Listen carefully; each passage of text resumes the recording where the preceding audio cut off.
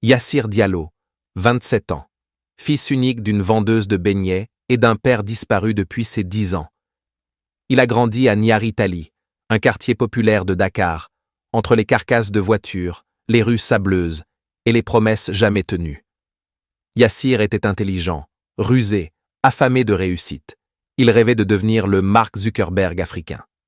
À chaque coin de rue, il parlait d'apps révolutionnaires, de start-up qui changeraient l'Afrique.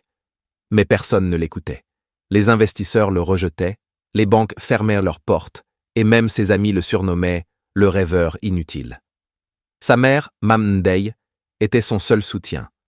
Elle vendait ses beignets chaque matin pour payer sa connexion Internet, son ordinateur d'occasion, ses déplacements aux conférences tech, jusqu'au jour où elle tomba gravement malade. Un cancer. Silencieux.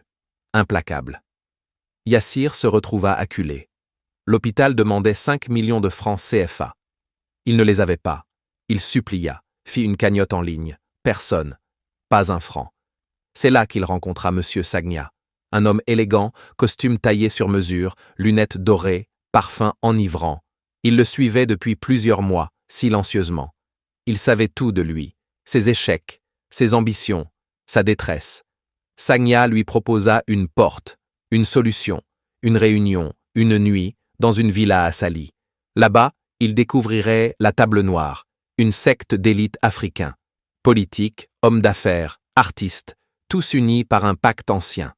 En échange d'un sacrifice irréversible, ils offraient richesse, gloire et protection. Yassir hésita, mais il voyait chaque jour sa mère s'éteindre. Le soir du sacrifice, on lui donna un couteau ancien et une incantation à réciter. Sa mère dormait sous morphine. Il la serra dans ses bras. Elle sourit faiblement, et il le fit, sans larmes, sans retour. Dès le lendemain, tout changea. Son application fut rachetée. Il fut invité à Lagos, Nairobi, Accra.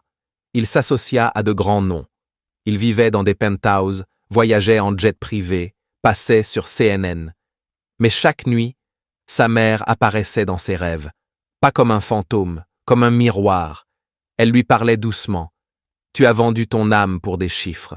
Tu as choisi l'or. Moi, j'étais ta lumière. » Les rêves devinrent des cauchemars, puis des hallucinations. Il la voyait dans les reflets des vitres, dans les écrans de ses ordinateurs, dans la foule. Il entendait sa voix quand il parlait. Il riait tout seul, pleurait sans raison. Ses associés commencèrent à le fuir. On l'évita dans les événements. Des vidéos de lui criant seul dans un hôtel firent le tour du net. Il fut interné dans une clinique privée, puis libéré par manque de preuves de folie. Mais l'homme n'était plus que l'ombre d'un roi. Un matin, il retourna à Nyari Tali. Personne ne le reconnut. Il s'assit là où sa mère vendait ses beignets. Et il murmura « Je voulais te sauver, maman. J'ai tué la seule personne qui croyait encore en moi. » Il disparut quelques semaines plus tard. Certains disent qu'il erre, les yeux hagards, dans les gares du Sénégal. D'autres l'ont vu prier dans des lieux sacrés. Mais tous savent une chose. Yassir a eu ce qu'il voulait, mais a perdu ce qui comptait. Il existe des raccourcis dans la vie, mais certains te mènent droit à la fin de toi-même. Ne vends jamais ton âme pour des rêves qui peuvent t'attendre. Car la seule richesse qu'on ne peut acheter, c'est une conscience en paix.